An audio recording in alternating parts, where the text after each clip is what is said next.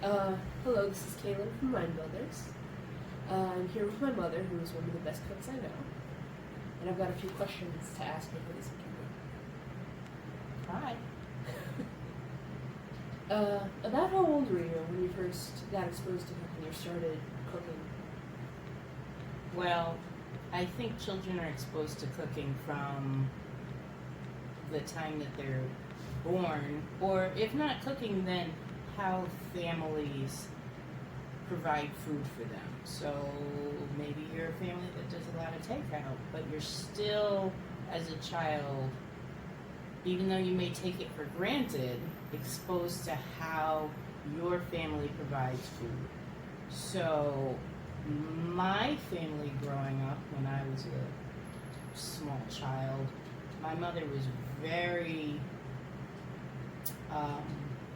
concerned and thoughtful about the kinds of foods that we ate.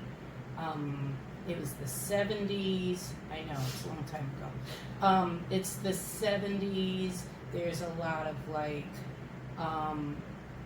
thinking about what is healthy, what is natural.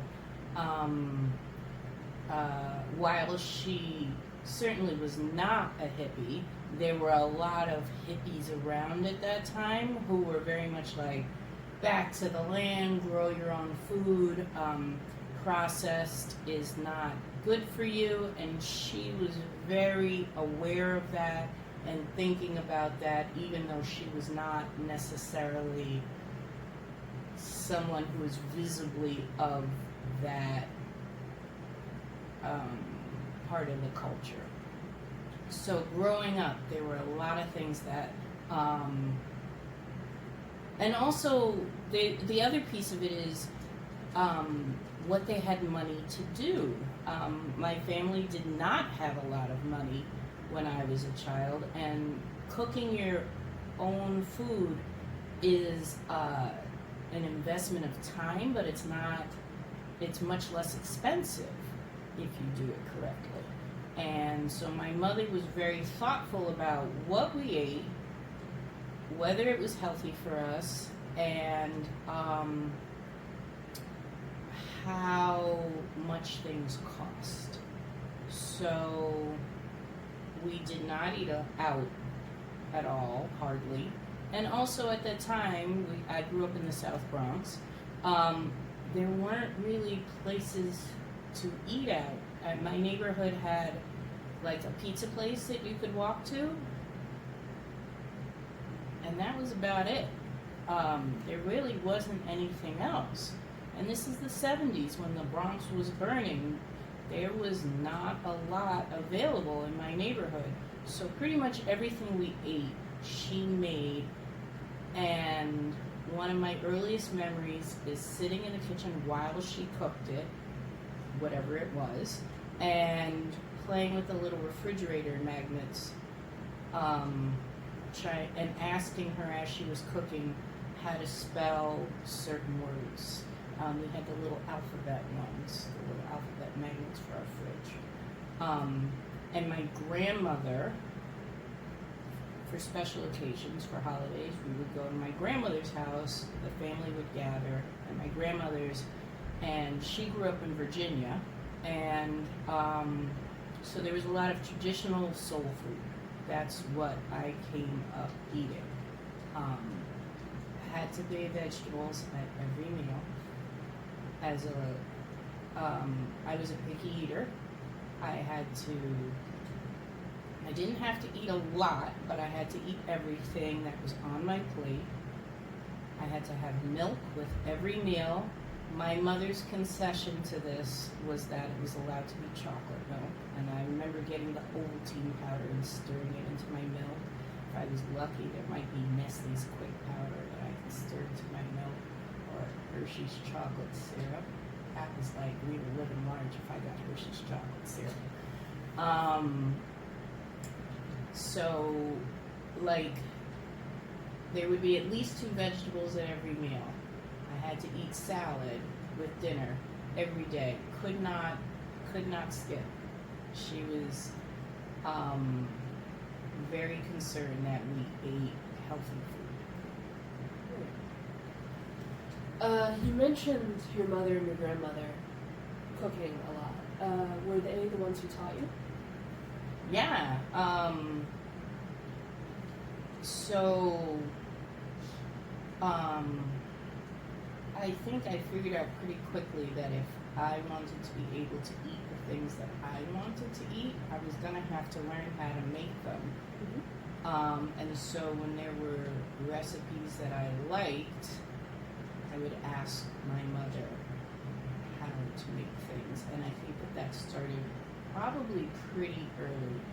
I have a memory of learning how to make pancakes for breakfast pretty quickly. And my friends who lived in my same building and were my same age, she taught us how to make it, supervised us enough to make sure that we were safe to use the stove, and then promptly left us to it. In the summer times or on school vacations when we were all around, my friends and I would sleep over at their house or they would sleep over at my house, and in the morning my mother still had to go to work, so we would make ourselves breakfast and we would make ourselves lunch, and her only thing was, if you use all of something, write it down,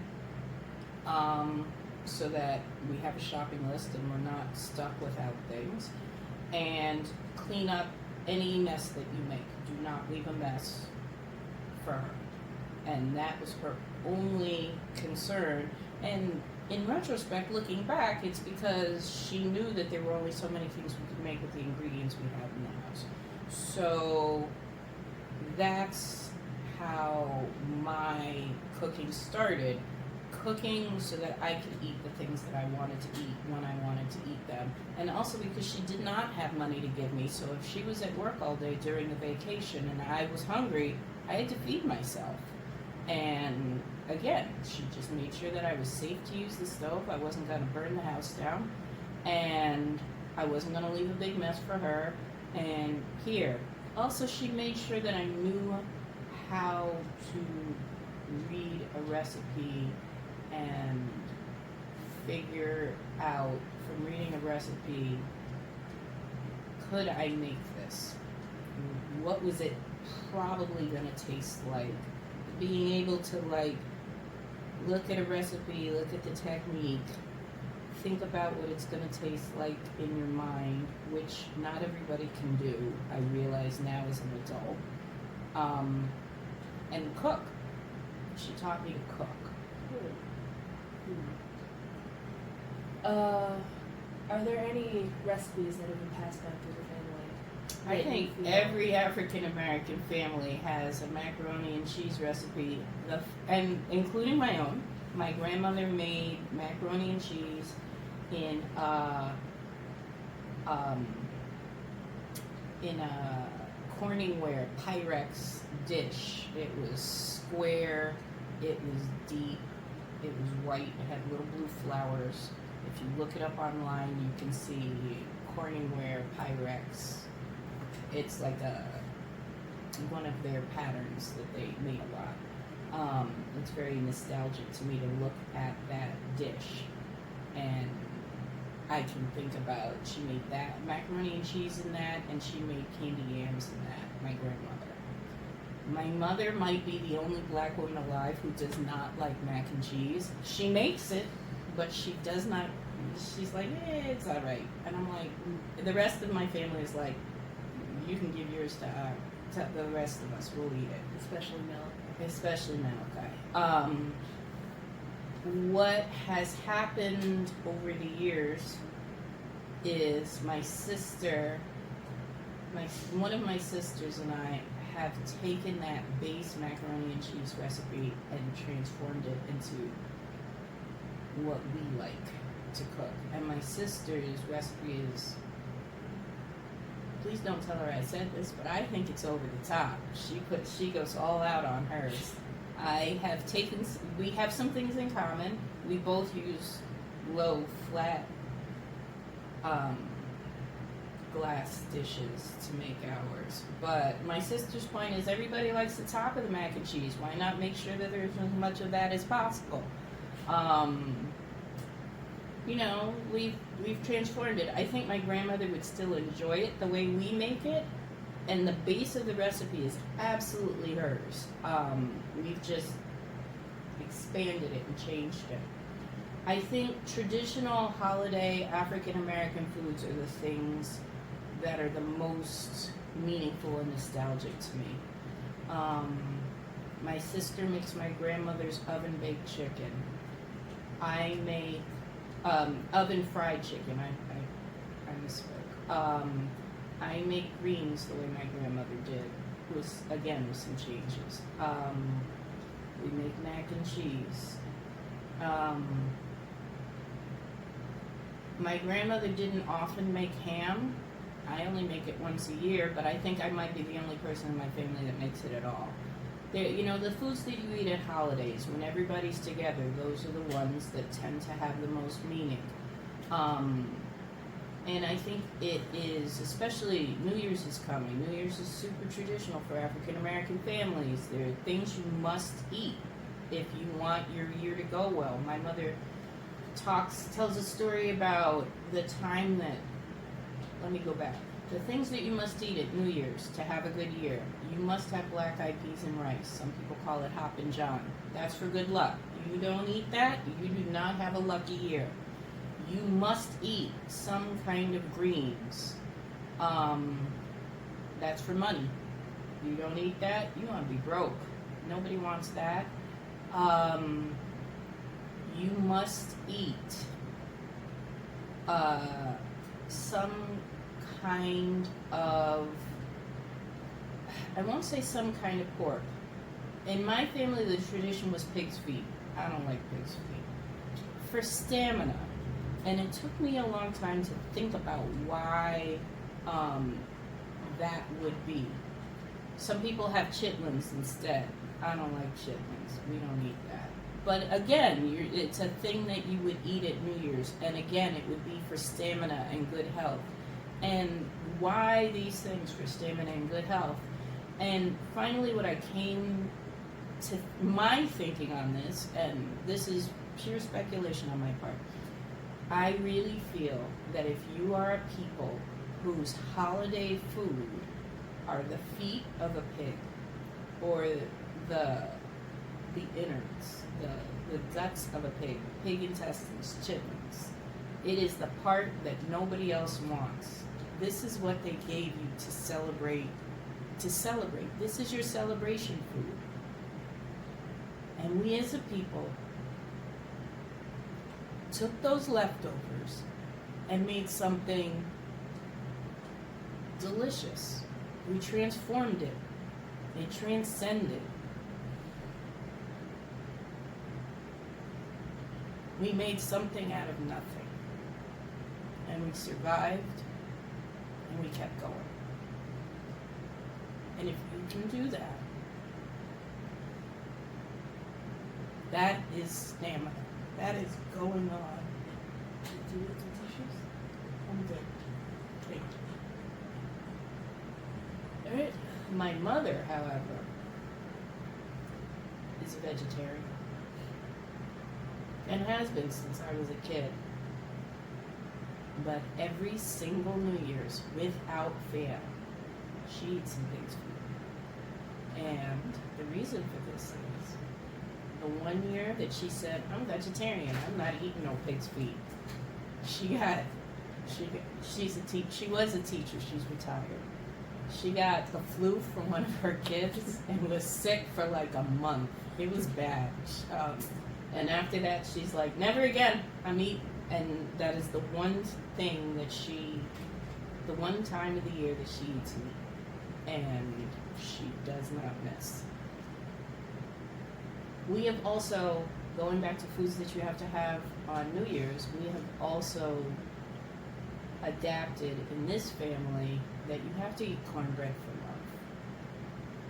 And it can be whatever kind of love you think it should be. It could be the love of your family, it could be romantic love, it could be the love of humanity. But cornbread cornbread is love. So, luck, money, stamina, and endurance, and good health, and love. And those are the things that you need to get yourself through the year. There are other traditions that say do not eat chicken on New Year's Day, because if you do, you're going to be scratching for a living all year long, scratching in the dirt like a chicken. That's not something that I heard growing up in my family, but there are other traditions that say that. And in fact, we do not eat chicken. You will notice. So those are some traditional things. My mother made a coffee cake on Sunday mornings when I was a girl. She learned to make popovers when I was a girl. Those are Sunday morning foods for me. I don't know.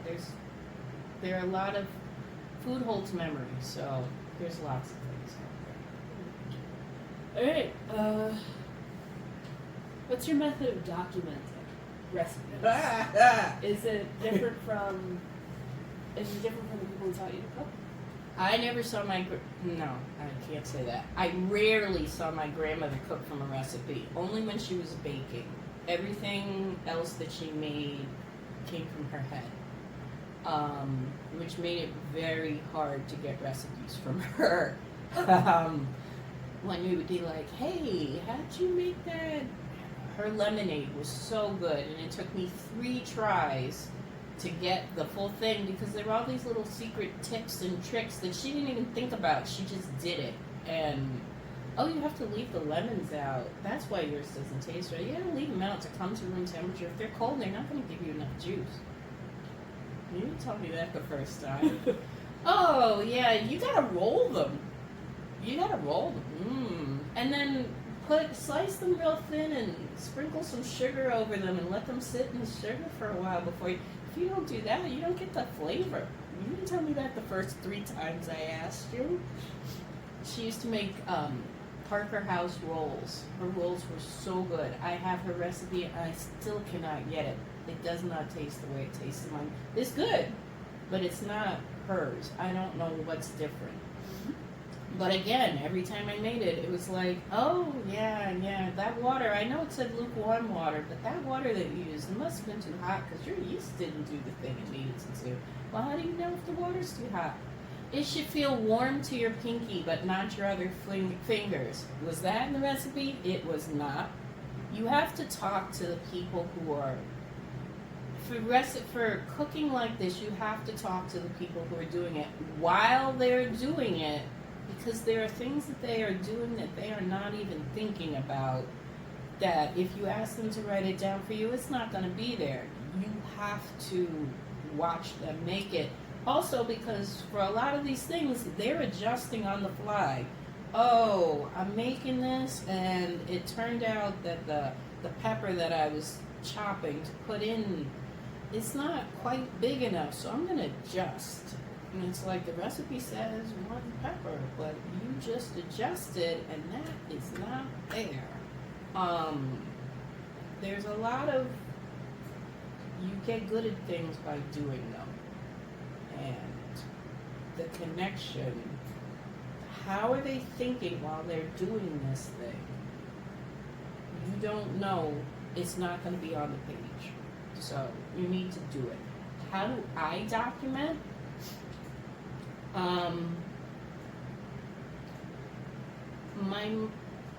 I have recipes from my mother that I would write down.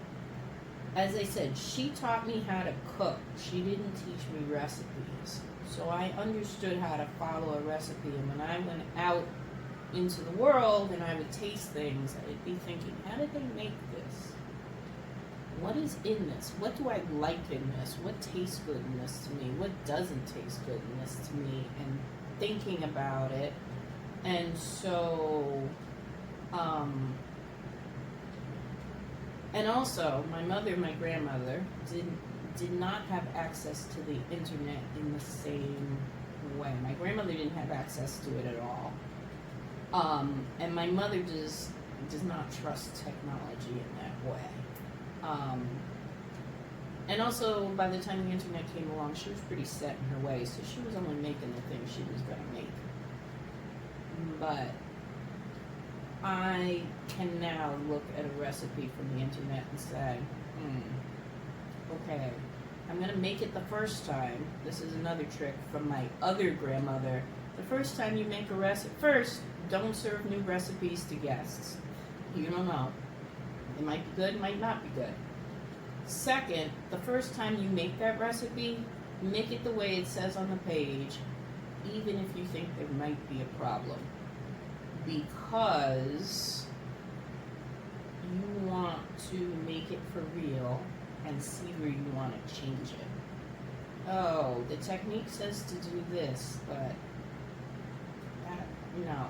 I'm going to make it, and oh yeah, they were right. Or, oh no, they were terribly wrong. Or, I didn't think that was going to be enough seasoning, and I was right. But now I have a sense of how much more I need to add. So, it may be a little bit wasteful of ingredients, but it's a good rule of thumb, I think. So I get a lot of recipes. You can print them off the internet, write them down, save them in your note stock. I like them on paper because then I can write things on it. And I have a 3-ring binder, old school, and it's got plastic sheet protectors. And if I make it enough that I think I like it, I throw in this plastic sheet protectors. But I have gotten lazy in my old age, and now I just shove it in the front of the binder. It's a mess. But it tracks my thinking over time. At first I said it needed this much pepper, but now I think it needs that much pepper. Or do I think I can substitute this for that because I'm all out of sweet potatoes, so let's try some butternut squash. Let's see if it works. I write down yes, no, yes, circle it. Okay, keep going. The other reason that I keep things written down on paper is because if somebody else in my house chooses to make this, it is accessible to them. It's not on my phone. Sure, I could put it in a shared folder, but there's definitely something to be said for having a paper recipe available to you.